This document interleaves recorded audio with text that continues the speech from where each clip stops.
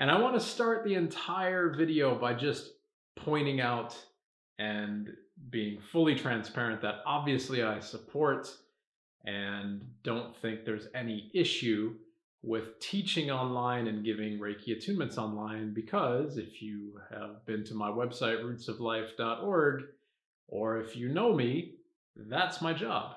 So, I obviously am going to be biased to this position. And so in this video, I hope that, what I can convey are my thoughts on the practice of both online trainings and online attunements. And to be clear, at least in my opinion, I've put a lot of thought into this. It's my reputation, it's the reputation of my work, it's the reputation of the brand and the website that I've created. And the overarching focus of Roots of Life is to bring authentic, non-dualistic Reiki trainings and practices to all of my students, right? And to connect them to a practice of Reiki that is based in non-duality, it's based in the precepts, it's based in surrendering, okay? So in walking that journey and in getting to where I am today, after years and years and years of revamps and redevelopment and overhauls and new courses and redoing the courses and making them new again and again and again, there's been a lot of moments for me to have introspection into this very topic of this video.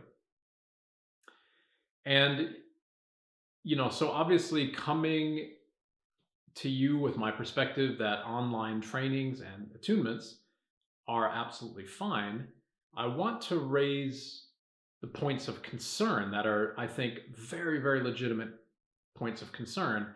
And then I'll further explain why I believe that all of this can be and should be done, not should be, but can be done online and be done very effectively. Okay. So, first and foremost, when it comes to a training or a teaching, please seek out a teacher or an organization or a structured course that is well developed, that is covering both breadth and depth, right? So a strong amount of exposure to topics and understanding, but it's not a shallow level of exposure to that topic, right? It needs to have depth. And so what do I mean by that? Well, quite often in the Reiki world and in the world in general, to be honest, of course, this is the same with everything in life in reality, isn't it?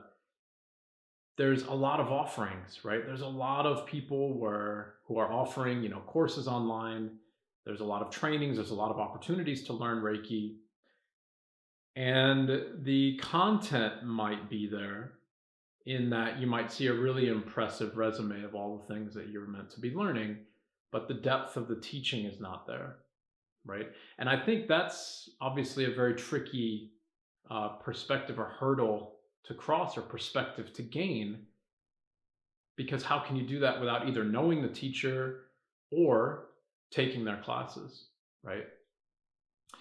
Now, further to that, one of the things that I would really encourage all of you to look into is the exposure of the teacher, because that's going to be a way that you can at least get a feel or at least an initial understanding of the energy or the approach or the persona, the energy, the energy, I guess is the best way to put it, of that individual. So for me, for instance, I'm on YouTube and Instagram, Facebook. I run the Usui Reiki Ryoho support and community group on Facebook. If you haven't seen me, there's an ethos of Reiki that I work hard to convey and to produce, right? And all of that is to hopefully, I hope you can in this video indeed, get to understand who I am and my dedication to the practice, right? And that's kind of the first thing that I would encourage all of you to do, is to look into the backstory of the teacher that's offering the course. because it will help give you an idea as to what you're going to learn, right? Now, for me, the practice of Reiki and the conveyance of that practice via my teachings to my students is all based in the roots of Japanese Reiki, which is at its core a practice of surrendering, right? So I'm trained in Kyoto, Japan. My teacher is Hakutan Inamoto, one of my teachers. I've had many teachers, but the one that I continue to work with and organize, retreats and things like this with is Hakutan Inamoto of Komyo Reiki Do in Kyoto. And I'm saying this because this is really where my understanding and my practice of the roots of Reiki took place and really took hold. Now, I had to walk my own journey to get to that level, right? I had to go through my own iterations of myself and my own teachings and so on in order to finally come to that realization. But because I've walked through that whole journey, I hope that I can more effectively bring other people through that journey themselves so they don't have to, kind of spin their tires, as it were, in story and belief and so on. And so I hope all of that is conveyed in the way that I present, these videos and my persona online, so that if you've never seen me before, you can get a good feel, and then maybe we can walk together in the practice of Usui Reiki Ryoho. And that practice of the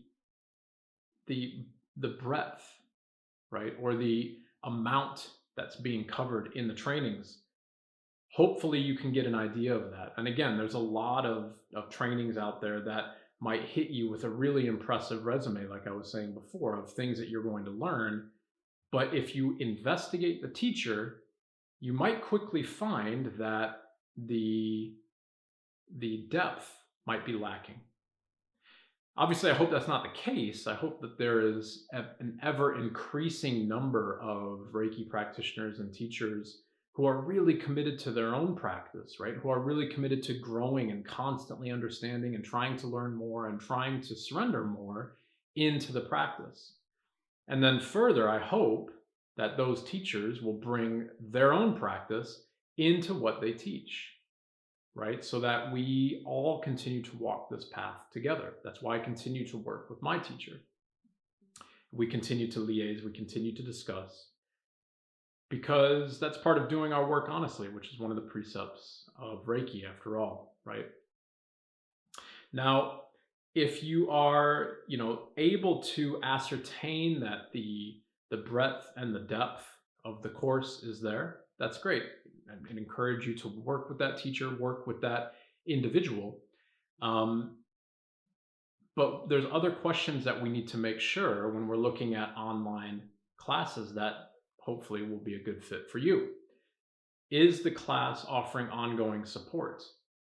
This is a big, big, big question here, especially in the online world, and indeed actually in the world of face-to-face teaching. Is the teacher going to remain accessible to you as the student as your own journey in Reiki continues to develop and to evolve, right?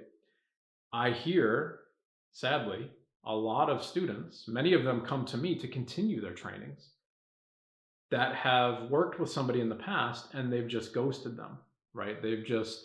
I've paid the bill, I've got my certificate, I've gone through the online course, boom, there we go. And that's it. There's no other communication, there's no other conversation. Now, obviously, that's not ideal, right? You want to have a relationship with your teacher so that you can continue to learn together. So, for instance, all of my students that I work with via RootsofLife, I offer them ongoing and continuous support, right, as needed and when needed, so that anytime they have questions or anytime they need to reach out, they contact me and we solve those issues or we discuss them together. And hopefully that I can help them understand where they are. So is that ongoing support there, right?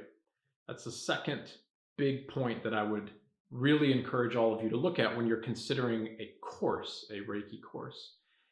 The third is the price of the course and if they are boasting any type of certifications for the course.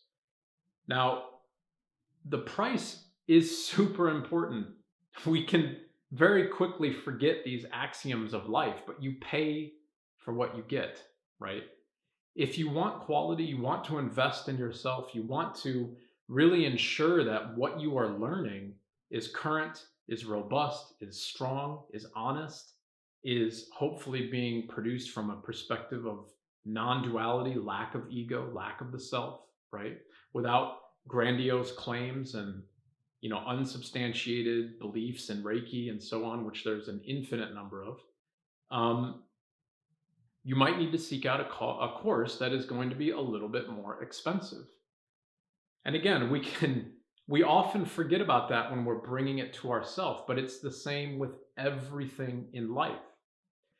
If you went to a doctor, for instance, with a broken bone, you wouldn't probably search for the doctor that is going to give you the instructions on how to heal yourself that could potentially offer that at a very discounted price, right?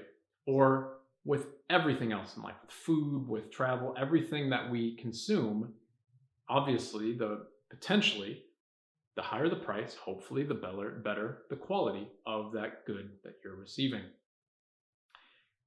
And never forget that you're making an investment in yourself, right? You're making, which could potentially as well be not only just an investment in yourself, but a path for you to recognize a deeper state of peace and well being inside your body and inside your mind and your spirit to heal all of the bodies, right? And it could also potentially become a career choice for you.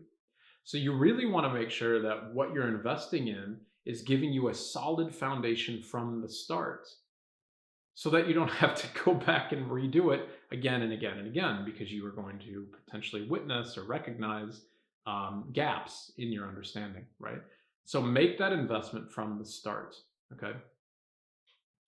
So, breadth and depth of the class, right? The continued support for the teacher and the idea of the price, right? And the quality of what you are going to receive from your course. Obviously, those are super important components of online learning or of learning in general. But now, why online? Is there a difference between online learning and in person? Well, of course, there's always going to be that difference, right? There's always going to be the difference of face to face. We can't get over that, right? If it's an online class versus a face to face class, there's the lack of the proximity of the teacher to the student. But to me, anyways, that's where the disconnect or the differences between those really could hopefully stop, right? That could be the end of that discussion. If you have a really robust, really deep, really broad course that offers ongoing support, that the teacher that you're looking at is constantly, building upon and constantly growing and making communities where you can continue your learning, well, then it doesn't matter if it's online or in person, really. And we could flip this conversation as well and look at some of the benefits of being online. First off, and since COVID, we know that the world is moving in this direction. Um, it seems like at this point it's probably an unstoppable movement, right? We're not going to be able to go back in reality to how we used to be, like face-to-face meetings, work hours, normalcy, and all that type of stuff. That seems to have gone to the wayside. Zoom and meetings and internet work is becoming increasingly more accepted in society. And I think the Reiki world has to recognize that. And we have to move with that. Because if we don't, we're attaching to old beliefs or old ways of thought. And those will, just like everything else in life, those are impermanent and they will fall by the wayside, right? And see, one of the beauties of this, though, from an online perspective, is that an online course gives, of course, the students the flexibility to study whenever they want, to review course material whenever you want, however many times you want, right? In a face to face class or an in person class, you might not have that opportunity unless the class was recorded and you can go back on it. Of course, you can go back into your manual, you can go back and review the manual and so on. but you might not have the course itself in a recorded format where you would be able to go back and review it. And so then you might be left with some gaps. You might not remember what you learned. You might wish that you understood how this one thing was presented and the little nuances and so on. To me, anyways, online learning does away with a lot of those problems, or potential problems, anyways. So my courses on rootsoflife.org, you can go back and, of course, and review them as many times as you want. The manual is there for download. I'm constantly updating those things as well. So a number of different, revamps and revisions to at least keep things moving with my own development as well in my own practice of Reiki, to make sure that all of that stays current, right? And again, that's not something that is as easily conveyed in person, right? So to me, if we see all of those things resonating, and if all of those things are there, then I really fail to see how an online course is a worse option, right? I think there are so many potential strengths to online learning versus some really quasi-tenuous drawbacks to it, right? And for me, it resonates. For me, that's the way that I go. That's what I'm doing. I've had talks with my teacher about this as well, kind of ushering in this new way of presenting Reiki to a wider audience, but with the same honesty and compassion and commitment to its core roots and core values, right? So with all of that said, then that's about the course itself. Now, what about the attunement? Well, with the attunement, then what we're looking at is a belief. We're dealing with the idea of belief here. First off, remember the precepts of Reiki, right? When we're thinking and wondering about the idea of an attunement in person versus on distance, if it's possible to do this. Just for today, I will not worry. Right away should take away the questions or concerns about a distance attunement, right? Remember that Reiki is not bound by time or space or distance, right? And there's a lot to that. I'm hesitating on explaining this here because there's really a whole world to unpack in that. And I think, going back to the discussion on the courses, when you find a course that has a lot of breadth but not a lot of depth, there's quite often a beginner's discussion, which is great because everybody needs to start their learning, right? But there's quite often a beginner's discussion about the idea of distance. And I'll frame it very quickly like this. There is Honjaze Shone, the distance symbol, right? And it's quite often presented as a symbol that we need to evoke or utilize to send Reiki over a distance. Now, in theory, there's nothing wrong with that discussion, but there's so much more depth that we can add to that. If we can start to recognize that Reiki is not confined by time or space, because we can recognize a deeper meaning and an internal meaning of the symbols.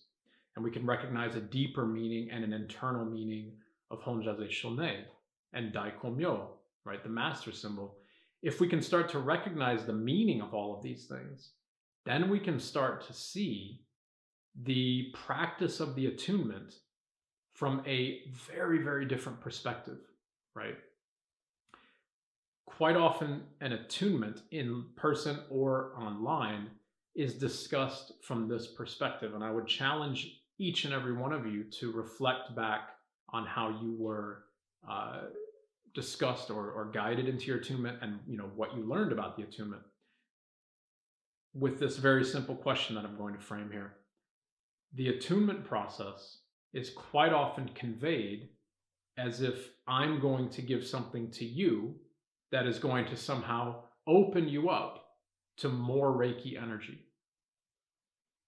But everything is Reiki energy. And just for today, I will not worry. Just for today, I will do my work honestly, right? If we start to look at this, the discussion of me giving you a deeper connection to the energy that you already are, and that is the energy of all things, it very quickly starts to be framed in the idea of belief as opposed to the practice of surrendering, right? If we stay in the world of belief, then we have to really believe that distance attunements work, and that, attunements online and so on, that they can all work. And that's where belief becomes a dead end, because see, we so desperately crave or want results from these things, and we are told that these results will come from our teachers, or that they will open us up, or increase the power of our chakras with the attunements, or whatever you may have heard. None of those things are possible, and they literally all go against all of the concepts of Reiki. But if we frame the attunement process from a perspective of surrendering, and non-duality, right? Going into the self, letting go of belief, then I can start to realize that I as a teacher and you as a student are no different, right? We can start to recognize that it is only in our mind that we believe that there is time and distance separating us. If we can work to quiet the mind via the things that you're hopefully learning in your Reiki classes and your Reiki trainings, then we can finally see that distance attunements or in-person attunements, it doesn't matter, they're the same thing. There's an even deeper meaning to what an attunement process is, right? And we have to understand that so that we can let go of our belief of what we think attunements are.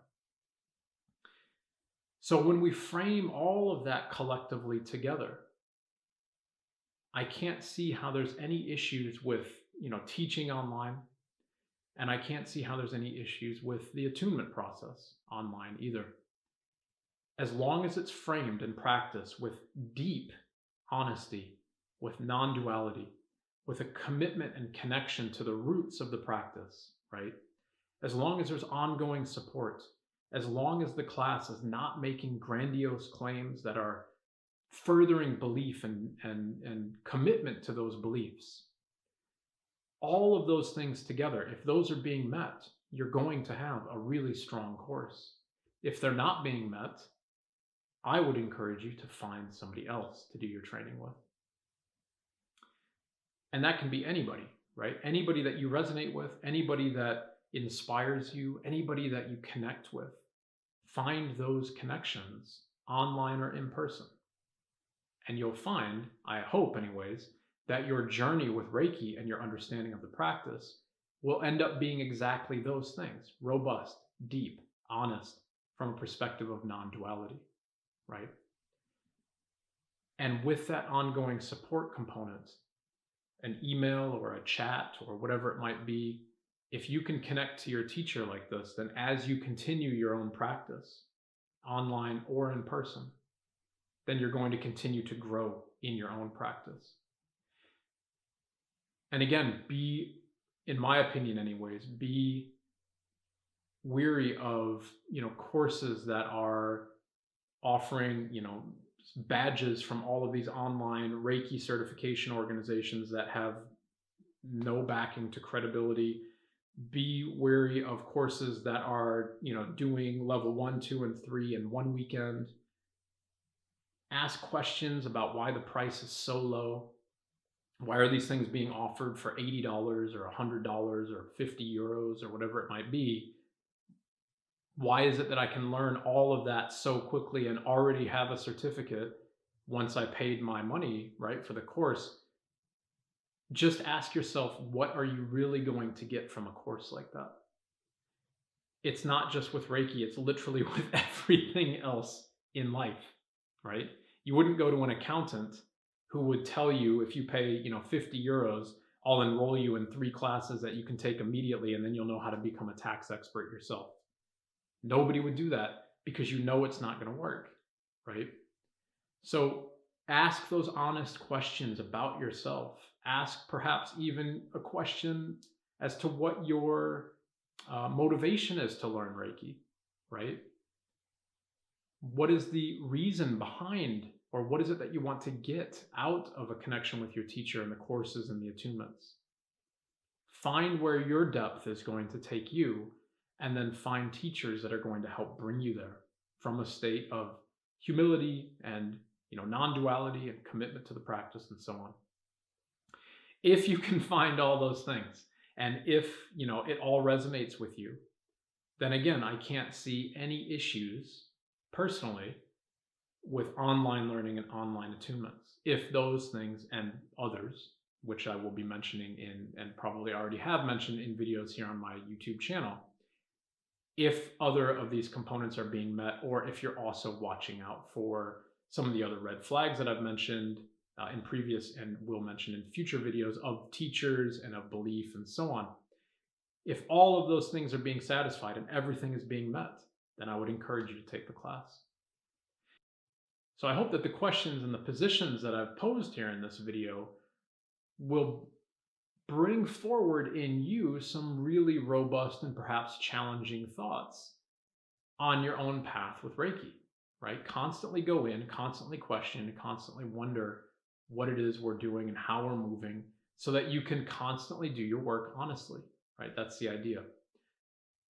Everything's just my opinion in this video.